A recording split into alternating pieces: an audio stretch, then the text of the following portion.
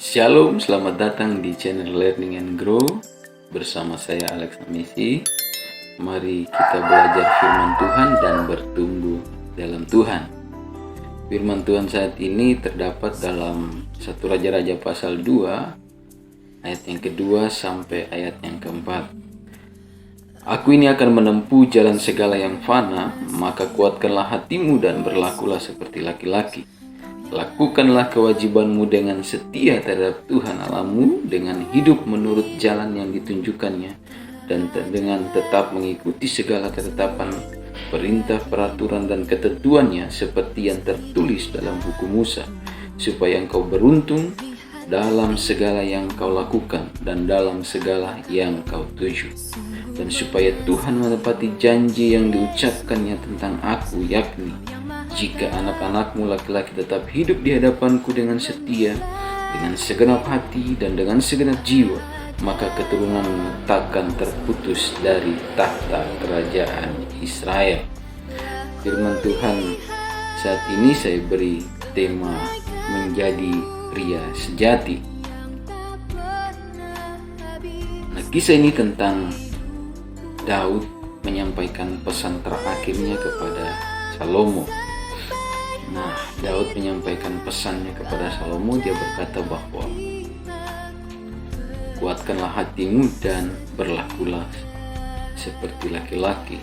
Nah, frasa berlakulah seperti laki-laki ya bukan berarti karena Daud melihat Salomo memiliki kelainan atau Salomo ya adalah pria yang setengah wanita atau setengah pria atau memiliki sikap feminim. Tentu tidak ya. Saya terlalu yakin Salomo adalah seorang pria tulen ya, dengan kita mengetahui bahwa dia memiliki 1000 istri ya, 700 istri dan 300 gundik. Itu sudah cukup membuktikan bahwa Salomo adalah seorang pria tulen atau seorang pria perkasa. Tetapi mengapa Daud menyampaikan hal ini? Sebenarnya frasa berlakulah seperti laki-laki adalah sebuah ungkapan atau sebuah idiom untuk menyatakan bahwa Salomo dia harus menjadi seorang laki-laki yang bertanggung jawab, menjadi seorang laki-laki dewasa yang berhikmat dalam mengambil keputusan, yang bijaksana, yang tangguh dalam menghadapi persoalan. Dan itu yang dimaksud dengan berlakulah seperti laki-laki. Jika kita bandingkan dengan pesan Paulus kepada jemaat di Korintus dalam 1 Korintus 16 ayat yang ke-13, Paulus juga menyampaikan ya, supaya jemaat di Korintus tetap kuat, tetap teguh berdiri dalam iman dan berlaku seperti laki-laki. Ya, tentu jemaat di Korintus tidak hanya laki-laki, ada juga perempuan. Nah, yang dimaksud oleh Paulus berlakulah seperti laki-laki agar jemaat ini hidup bijaksana, hidup memiliki kedewasaan rohani, bertanggung jawab dan mampu menghadapi persoalan. Itulah yang Daud rindukan kepada Salomo, supaya ketika dia memimpin kerajaannya, Salomo menjadi seorang raja ya, dia tidak memiliki sifat kekanak-kanakan, tapi dia menjadi seorang pria dewasa yang bertanggung jawab, memiliki hikmat. Lalu selanjutnya, apa yang menjadi ciri-ciri seorang pria sejati? Apa ciri-ciri menjadi pria sejati? Kita membaca dalam ayat yang ke-3a, di situ dikatakan, lakukanlah kewajibanmu dengan setia terhadap Tuhan Allahmu. Jadi Tuhan merindukan Salomo menjadi seorang yang setia kepada Tuhan. Daud menyampaikan kepada Salomo, seorang pria sejati, dia adalah seorang yang setia kepada Tuhan. Setia dalam hal apa? Dikatakan masih dalam ayat yang ketiga, dikatakan dia harus hidup menurut jalan yang ditunjukkan Tuhan. Dan dia harus mengikuti segala ketetapan, perintah, peraturan, dan ketentuan Tuhan yang ditulis dalam hukum Musa. Jadi Daud berpesan kepada Salomo, seorang pria sejati adalah seorang yang melakukan kewajibannya dengan setia kepada Tuhan, yaitu dengan melakukan setiap perintah Tuhan, melakukan setiap ketetapan Tuhan, mengikuti jalannya Tuhan. Dia harus setia. Nah, untuk mengerti tentang kata setia, saya rindu menceritakan sebuah kisah tentang seekor anjing yang setia kepada nyonyanya. Ya, jadi ada sebuah suami istri, sebuah keluarga yang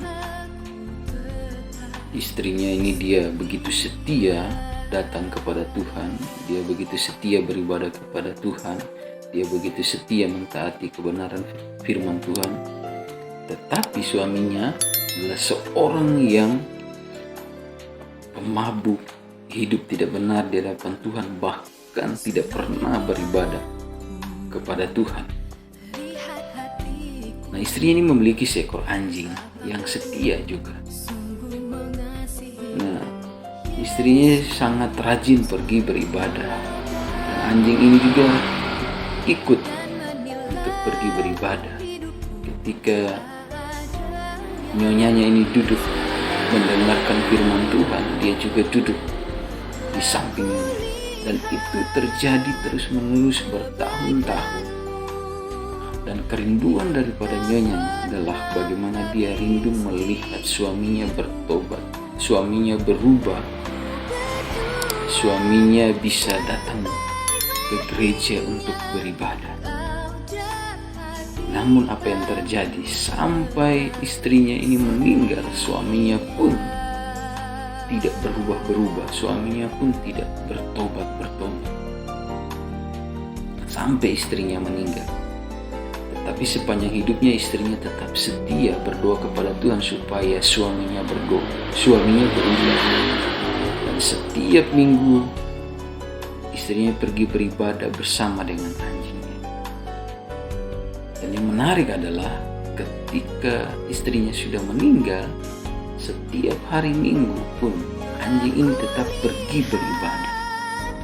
Sampai suami ini penasaran kemana anjing ini pergi setiap hari Minggu. Dan satu ketika di hari Minggu dia mengikuti anjing ini. Dia penasaran kemana anjing ini pergi. Waktu dia mengikuti anjing ini pergi, ternyata dia begitu terkejut bahwa anjing ini setiap minggu pergi ke gereja. Waktu anjing ini masuk ke gereja, dia pun ikut masuk ke dalam gereja, dan dia melihat bahwa anjing ini duduk persis tepat di mana bangku atau tempat duduk istrinya yang sering duduk saat beribadah. Dan akhirnya suaminya juga memutuskan untuk duduk beribadah. Dan saat dia mendengarkan firman Tuhan, hatinya dipenuhi dengan Roh Kudus, dijamah oleh Roh Kudus, dan akhirnya dia berubah. Dia bertobat saat itu juga. Nah, kita bisa melihat di sini bahwa kesetiaan daripada istri, kesetiaan daripada anjingnya, itu membuat sampai suaminya bertobat. Jadi ketika kita berkata setia kepada Tuhan, itu tentunya sampai akhir hidup kita. Ya, kita harus setia. Nah, Daud minta kepada Salomo untuk dia setia melakukan kewajibannya di hadapan Tuhan. Yaitu apa? Untuk hidup menurut jalannya Tuhan. Untuk hidup sesuai dengan ketetapan-ketetapan Tuhan dan peraturan dan ketentuan yang tertulis dalam hukum Musa. Karena itulah yang dilakukan oleh Daud. Dia bisa berhasil menjadi seorang raja. Tuhan boleh menyertai dia dalam setiap peperangan, dan dia berhasil karena Daud sejak kecilnya dia setia melakukan firman Tuhan. Dia seorang pemuji dan penyembah Tuhan. Dia setia melakukan perintah Tuhan. Dan akhirnya Tuhan menyertai dia, mengangkat dia menjadi seorang raja Israel yang luar biasa. Nah, Daud rindu, Salomo pun dalam kepemimpinannya sebagai seorang raja, dia harus setia sama seperti ayahnya. Jadi seorang pria sejati itu bukan dilihat dari tampang, bukan dilihat dari penampilan fisiknya yang kuat, yang gagah, yang hebat, tetapi seorang pria sejati yang dimaksudkan dalam Alkitab adalah seorang pria yang melakukan setiap tanggung jawabnya, taat kepada perintah, taat kepada firman Tuhan, hidup menurut jalan-jalan yang ditunjukkan oleh Tuhan. Itu adalah seorang pria sejati. Nah, seorang pria sejati yang setia melakukan firman Tuhan, kita katakan ada upah, ada reward yang menantinya. Dikatakan dalam ayat yang ke-3d dan ayat yang ke-4 bahwa ada upah bagi Salomo, ada reward bagi Salomo. Dikatakan bahwa kalau Salomo setia melakukan perintah Tuhan, hidup menurut jalannya, kemanapun dia pergi, dia akan beruntung. Segala yang dia lakukan akan beruntung. Ini janji yang Tuhan sampaikan kepada Salomo lewat Daud, bahwa ketika dia setia ada upah, ada reward yang menantinya. Nah, firman Tuhan ini sama, janji firman Tuhan ini sama dinyatakan kepada Yosua. Ketika Yosua dia mau menaklukkan tanah Kanaan, Yosua tidak punya kekuatan apapun secara fisik, tetapi Tuhan berjanji jika Yosua hidup sesuai dengan Taurat Tuhan, memperkatakan Taurat Tuhan, bertindak hati-hati sesuai dengan Taurat Tuhan, maka Yosua kemanapun dia pergi, dia akan beruntung dan dia akan berhasil. Jadi jelas janji firman Tuhan bagi mereka yang setia melakukan firman Tuhan. Dalam Mazmur pasal 1 dikatakan bahwa mereka yang merenungkan Taurat Tuhan siang dan malam, mereka akan seperti pohon yang ditanam di tepi aliran air yang akan menghasilkan buahnya pada musimnya. Nah, janji ini pun Tuhan janjikan, atau upah ini Tuhan berikan kepada Salomo jika dia setia melakukan kewajibannya, hidup sesuai dengan perintah dan kekatan Tuhan. Dan janji yang kedua disampaikan dalam ayat yang keempat, dikatakan tongkat kerajaan dari keluarga Daud tidak akan terputus. Anak-anaknya laki-laki akan tetap memegang tampuk pemerintahan kerajaan Yehuda. Dan janji ini digenapi oleh Tuhan bagi keluarga Daud.